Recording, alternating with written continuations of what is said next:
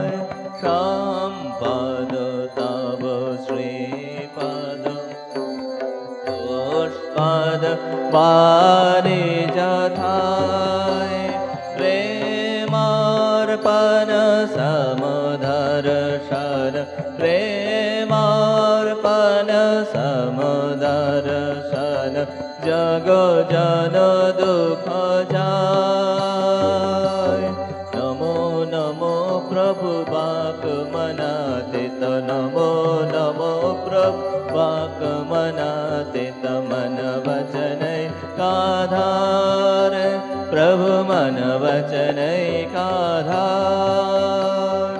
ज्योतिरजते उजल हृदय कंदर, ज्योतिरजते उजल हृदय कंदर, तुमी तम भंजनहार, प्रभु तुमी तम भंजनहार। नमो नमो प्रभु बाकमनातीत, नमो नमो प्रभु बाकमनातीत, मन वचन एकाधार, प्रभु मन वचन एकाधार। ज्योतिरजते उजल हृदय कंदर, ज्योतिरजते उजल हृदय कंदर, तुमी तम भंजनहार, प्रभु तुमी तम भंजनहार। दिलंग रंग भंग बाजेयं शंग मृदंग, दिलंग रंग भंग बाजेयं शंग मृदंग। गाइছে ছন্দ ভকত বৃন্দ আরতি তোমার, গাইছে ছন্দ ভকত বৃন্দ আরতি তোমার। জয় জয় আরতি তোমার, হর হর আরতি তোমার, শিব শিব আরতি তোমার। খণ্ডন ভাব বন্ধন জগ বন্দন, বন্দিত মায়। জয় শ্রী গুরু মহারাজ কি জয়।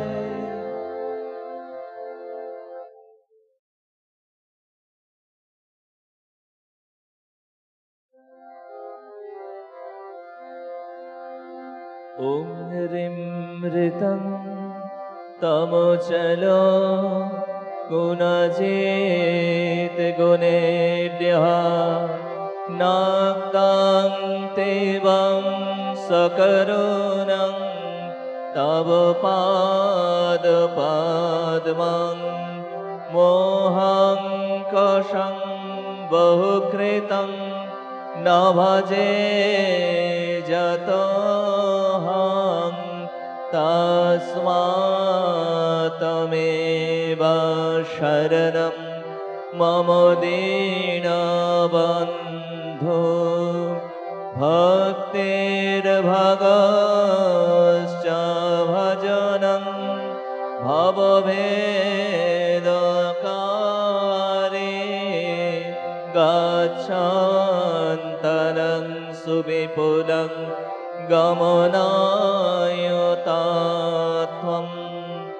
वक्त्रधृतोऽपि हृदये न मे भाति किञ्चित्, तस्मात् त्वमेव शरणं मम दीनबन्धो। तेजस्तरोन्ति तरसा त्वयि तृप्ततृष्णा, रागे कृते ऋतपथे त्वयि राम कृष्णे। वार्तामृतं तव पदं मरणोर्विनाशं,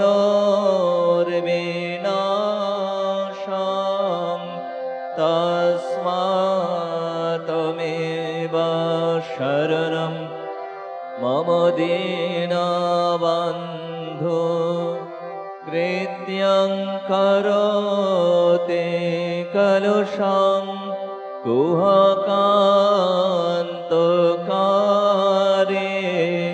स्नान्तं शिवं सुविमलं तव नामनाथ।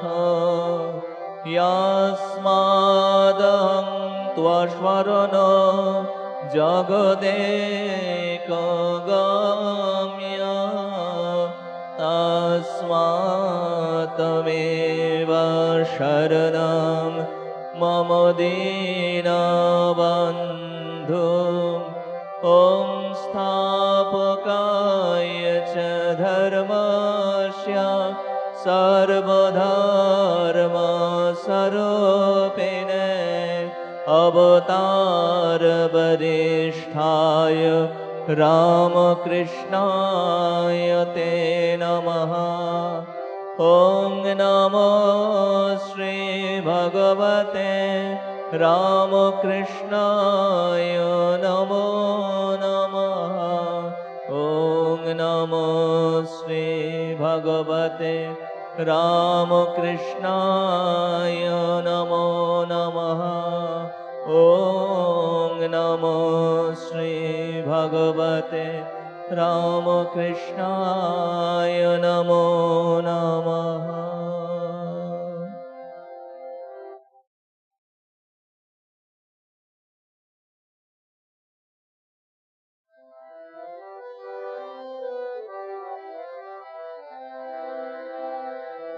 ॐ सर्वमङ्गल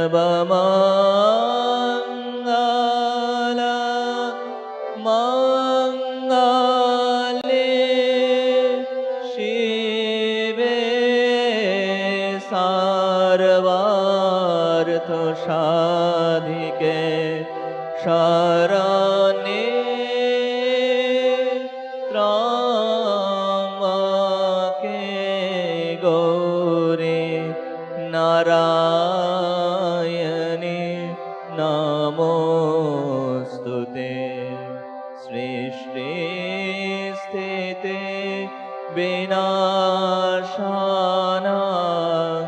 शक्तिभूते सनातने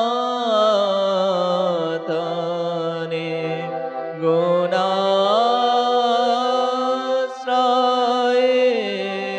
गुणमये नारायणी नमोस्तुते। शरणागत दीनार्त परित्राण परायणे सर्वस्यार्थे हरे देवी नारायणी नमोस्तुते। जय नारायणी नमोस्तुते। जय नारायणी नमोस्तुते। जय नारायणी नमोस्तुते। जय नारायणी नमोस्तुते।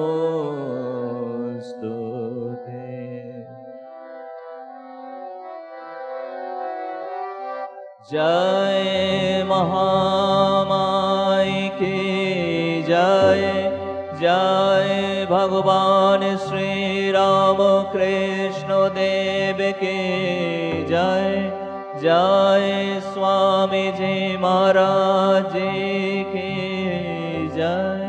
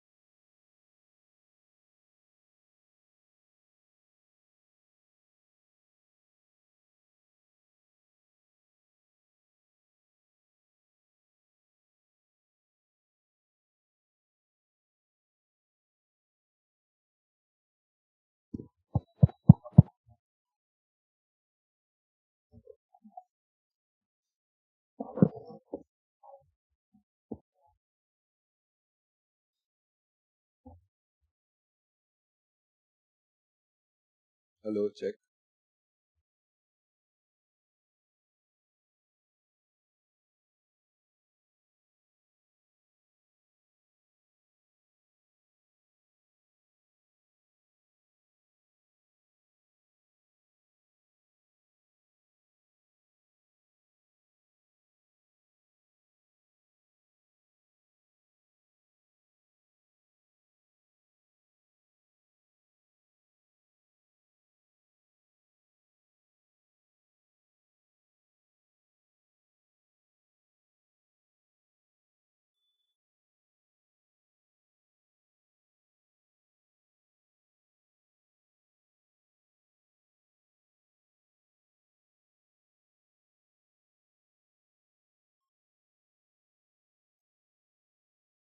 Namashri Yatirajaya Vivekananda Sure Satchit Sukhasvarupaya Swamine Tapaharini.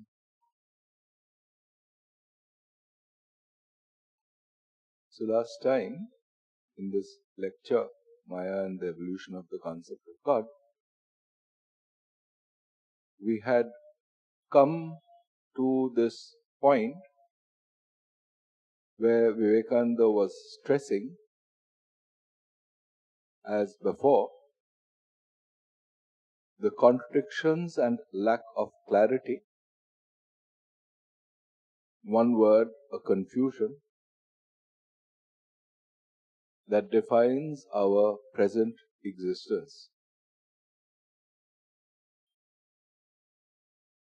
And he had described it in rather poetic terms, and he said, the standing between knowledge and ignorance, this mystic twilight, the mingling of truth and falsehood, and where they meet, no one knows.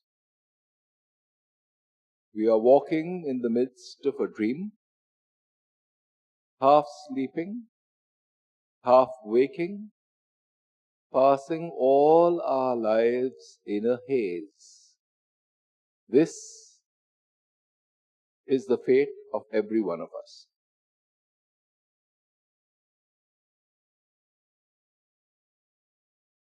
This is a couple of sentences summary of the main point of what we call Maya as a word. It is these contradictions unexamined. Whenever we try to seek clarity in the midst of all this confusion, in the midst of all these contradictions, we are faced with these dual pairs which define the poles of our existence. But whenever we try to examine our own position in the middle of these dual pairs, we end up concluding that we ourselves are a mixture of these dual pairs, a mixture of good and bad, a mixture between knowledge and ignorance, a mixture between clarity and confusion, and so on. But such is our nature that we invariably move towards one of these. And so we distinguish between something we call matter and something we call spirit. Why? Because our existence, this I that we call ourselves, is at the same time composed of a conscious element and an unconscious element. What then is the exercise, the discriminatory exercise, the mental exercise? It is trying to find the locus of this I. This defines our first-hand experience. The non-self, the conscious defines the third person experience, something as an object. Thus, in order to understand the world, we automatically divide our experience into the subject and the object. The relationship between these two is what defines all knowledge. And so we call this subject in its conscious aspect the spirit, and that which we can see in its most concrete form, matter. But these are just labels. These are words we use, narratives we create in our heads in order to give ourselves the idea that we understand some aspects of this world. And it is this seeking of clarity, the seeking of knowledge, the seeking of truth in the midst of this confusion between truth and falsehood that Vivekananda takes up at this stage. And we start with the next paragraph, and he emphasizes that these words, matter, spirit, etc., are merely conventions. If we want to try to probe the meanings of these words, the content starts disappearing, and we are left with a certain lack of clarity, because the instrument that we were using to understand, namely our minds, they are defined in terms of this conflation, this confusion between these dual pairs. So he says, what you call matter or spirit or mind or anything else you may like to call them, the fact remains the same. We cannot say that they are. We cannot say that they are not. This is the fundamental polarity, these fundamental pair of polar opposites which define our existence here. We cannot say that they are. We cannot say that they are not. This something is or things are is at the basis of it a mental construct. This in Vedanta, this is what is called Sat versus Asat. Sat, as we've said before, is the word that comes from this dhatu as. As is the same thing as is. So Sat is isness. Yeah, so the quality of is, of existence, is what is called Sat. So our existence, our temporal existence, our phenomenal existence, our existence in our day-to-day lives is a mixture of this Sat and Asat. And when we are trying to say, what exactly is it about me, or is it about the world that is? This is the fundamental question that we are asking ourselves. We, in our unexamined state, our lack of clarity, purely by convention, are in the habit of saying two things. One, I am, I exist. And the world is, the world exists. The more fundamental question here really is, what do I mean when I say something exists? What is the meaning of is? What is the meaning of isness? What is the meaning of Sat? This Sat versus Asat is merely a conceptual convenience. Our minds are not satisfied in the absence of clarity, so it imputes words. it imputes words to cover up this lack of clarity. And the penetrating intellect then starts asking itself, what does this word really mean in my day-to-day life? Can I have total clarity about any of these things?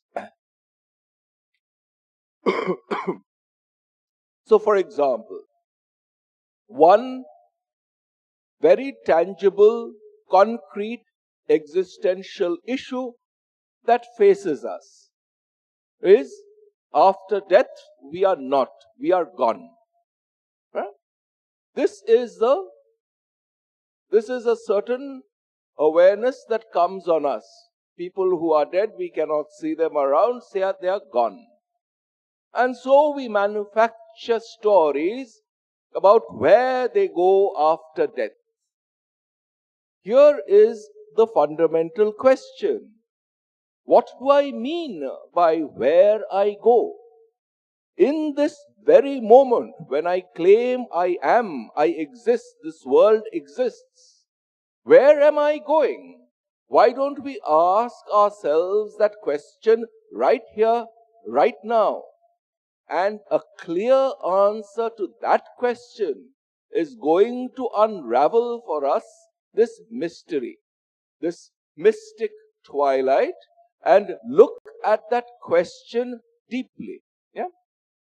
There is in the Buddhist tradition an analogy which they bring up to address this issue, and similar analogies exist in the Vedantic literature. Say, for example, a candle. You light the wick of the candle and the candle starts burning. Once the candle has burnt all the wax and it has melted, it gets extinguished. If the candle thought of it as of itself as something living, what would it think? That it is starting its life by burning, and at some point it is extinguished, it dies. This anthropomorphic language about the candle that we use is basically based on our subjective life experience. When we move around, we are living. And then when the body and its cells have finished their purpose, we die. But what has happened really?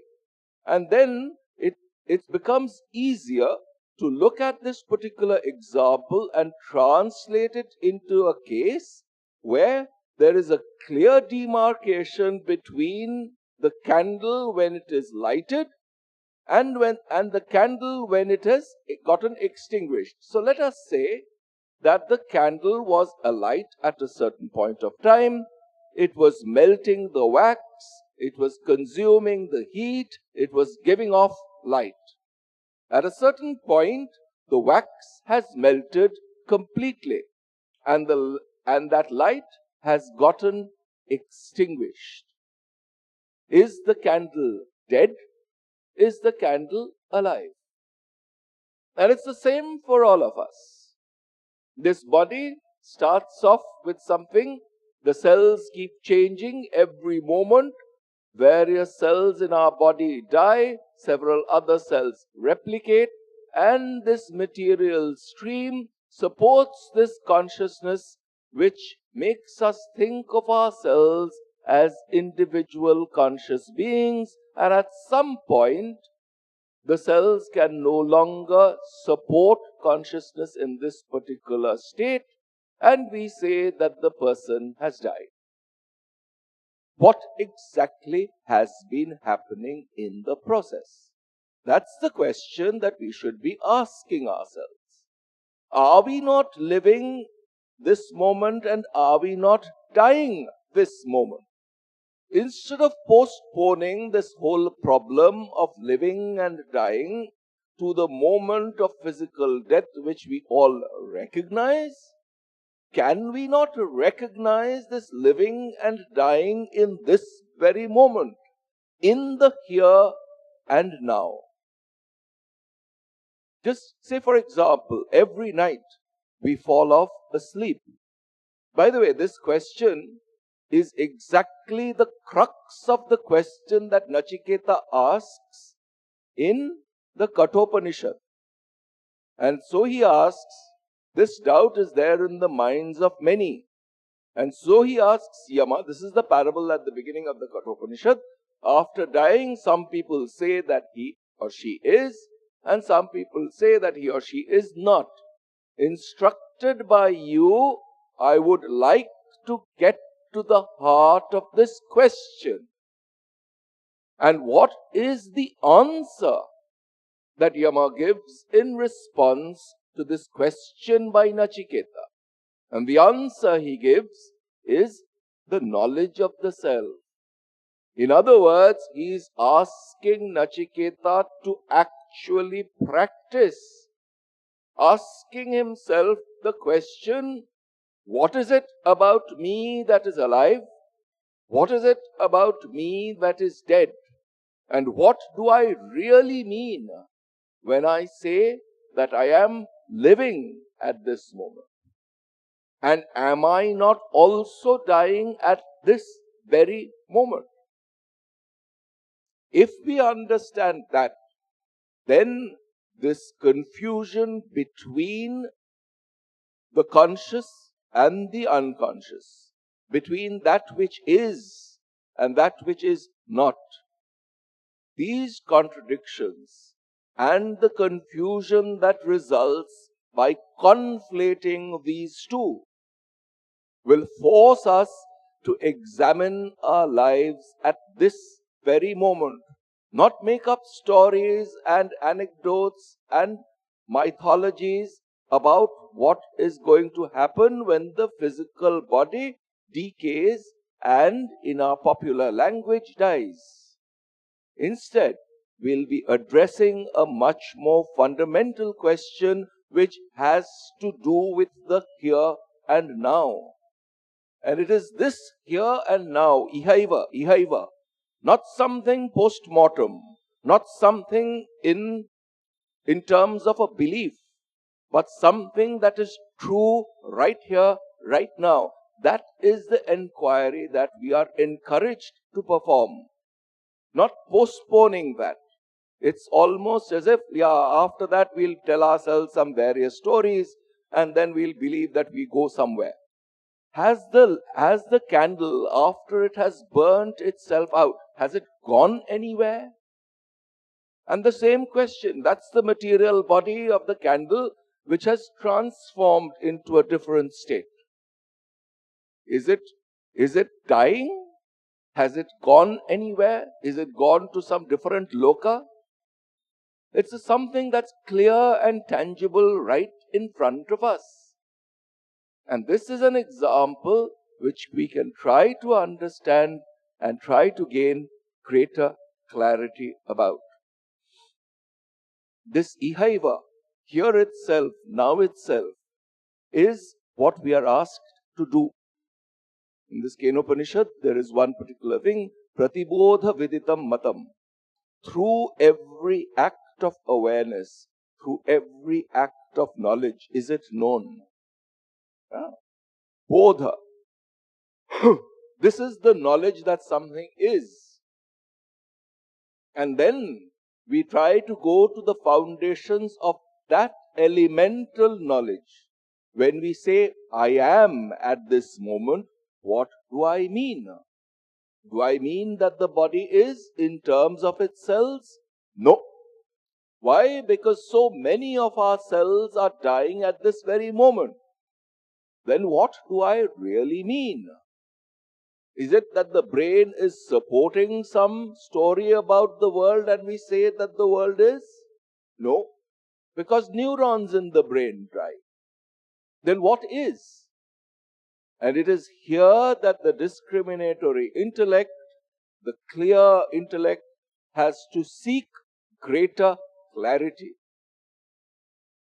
If we try to conceptualize this, if we try to conceptualize our present condition defined in terms of these contradictory polar opposites, where do we land? We land in terms of concepts. We bring up words, we call something spirit, something mind, something matter. But beyond a point, it does not yield clarity. If we want to know for ourselves what these words mean, then the question has not to be answered in terms of concepts and books. Yeah? Again, there's this beautiful verse by Vivekananda. In books and temples vain thy search, thine only is the hand that holds the rope that drags thee on. When seas lament, let go thy hold. It is in us, this source of confusion, this source of conflation, these contradictions that define our existence, is a part and parcel of ourselves. And we need to recognize that this empirical eye with which I use to deal with the world is born out of these contradictions. And it is there that the enquiry needs to be carried out so that that which I am not is removed. That which I am not is creating these confusions. One looks at it like an observer and declares, this is not what I am. So the cells of the body, these thoughts are not me. And when this process of enquiry culminates, no words, no concepts, no ideas can encapsulate. This is the purification of the mind which leads to this self-knowledge.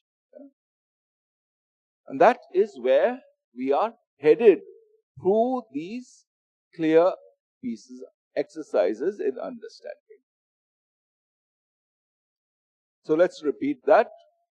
What you call matter or spirit or mind or anything else you may like to call them, the fact remains the same. We cannot say that they are. We cannot say that they are not. This was the contradiction that we were trying to elaborate on. Even is, the word is, comes with its opposite, is not. And it's a mixture of these two opposite poles that define our present existence. So we need to ask ourselves where this notion of is coming from, where this notion of is not is coming from. Why? Because our minds in our present state are a confusion between this is and is not. We cannot say it is, we cannot say it is not. And then he illustrates by a few more examples. We cannot say they are one, we cannot say they are many. This eternal play of light and darkness, indiscriminate, indistinguishable, inseparable, is always there. Concepts are accompanied by their opposites. The notion, the concept of existence is accompanied by the concept of non-existence. What is the path Vivekananda took in this particular lecture? He started off by showing to us certain aspects of our existence which are very crude and can be grasped very easily. Happiness versus sorrow, joy versus woe, knowledge versus ignorance. And now we are coming to the foundations of this duality. And hence, existence versus non-existence. Is versus is not.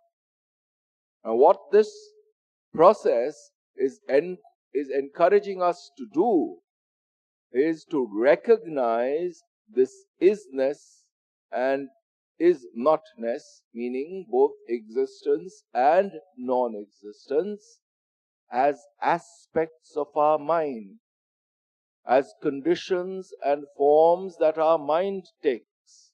It is our mind that says that I am right now.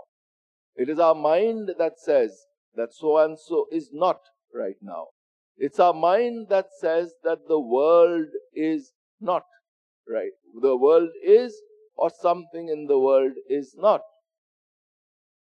It is the mind that says that somebody who has died is no longer there.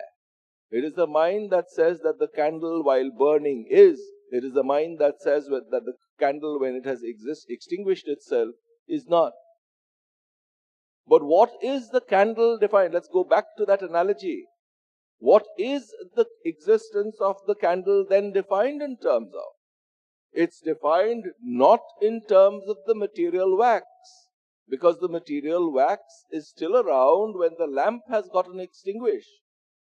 Then what is it defined in terms of? It is defined in terms of its function to warm the wax and melt it and produce heat, and then use that heat to melt the wax and enrich the wick and give off light. That is what the candle is about. But hasn't that light been given to the world? And hasn't that heat been given to the world? When the candle has ceased its existence in the sense that the wick has become extinguished, hasn't that light already been given to the world? Hasn't the heat been also given to the world? And the answer is yes. So the candle lives on in the world in a different form. This particular notion, the candle burning itself to offer light and heat to the world, this particular notion is described in somewhat different terms, in a slightly different language, slightly different concepts in Vedanta. And that brings us to this idea of a cosmic yagna. Yagna literally means sacrifice. Yeah? What is one sacrificing? One is sacrificing oneself.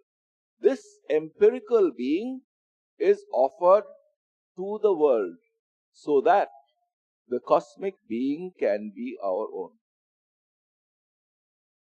This is, so the empirical thing is that we offer ourselves to the world in terms of the work we do, in terms of the words we use, in terms of the thoughts we think. All of that is part and parcel of this much larger game that is being played out. And if that is played out with awareness, then what happens?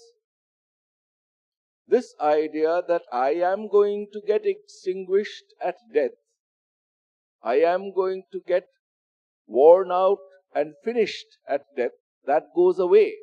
Why? Because the mind is then focused on the here and now and sees this moment and this existence right here as both living and dying. But the fear and emotions associated with it, the irrelevant stuff with which we clutter it, that is removed. Clarity starts coming in. This, again, in one place, Vivekananda instructs us, it's a very simple instruction. Do whatever you have to do with full attention, with full focus. It's exactly the same thing which has its description in different religious traditions. In Buddhism, it's called mindfulness. In Christianity, it's called practice of the presence of God. Depending on the way one's mind is constituted, it finally boils down to this: giving this moment and the act now the fullest attention. This is the secret of Karma Yoga as Vivekananda taught it. It's a simple thing, but when we try to actually execute it, then we start understanding how difficult it really is. Why? Because our minds are accustomed to running like wild children from one place to another. The thoughts that go through our heads, through our minds, when we are doing various things, are completely, very often, totally unrelated to what we are doing right here, right now. The thing is that our minds get distracted from the present function, and the attention, both the awareness and the focus, that gets removed, that moves off in a different direction. It starts breaking up. The focus starts breaking up. The attention starts getting divided between a bunch of things which are not relevant to the present moment. We live most of our lives either in anguish about what has been, or in fear or apprehension or expectation of what is to be. But where is the future? Where is the past?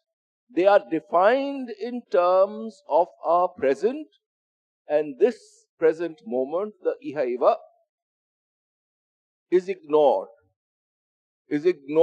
in favor of all these narratives, is ignored in favor of all these stories we tell ourselves to calm our minds into some convenient state of belief, which maybe it is helpful, maybe it is not, but whatever it is, it does not allow us to access the truth for what it is. These contradictions are this particular, this particular existential fact is what is called Maya in Vedanta. We'll read a couple of lines where Vivekananda says exactly this, and then we'll end for today. This eternal play of light and darkness, indiscriminate, indistinguishable, inseparable, is always there. A fact, yet at the same time not a fact. Awake and at the same time asleep. This is a statement of fact, and this is what is called Maya. What is the solution? The solution is to be aware of this existential fact. That's all we can do. And what is the practice? Doing whatever we are doing. Eating, sleeping, traveling in a car, going to an office, writing, reading, all with full awareness. Awareness in the here, in the now. Om Shanti Shanti Shanti. Hari Om Tat Sat. Shri Ramakrishna Arpanamastu.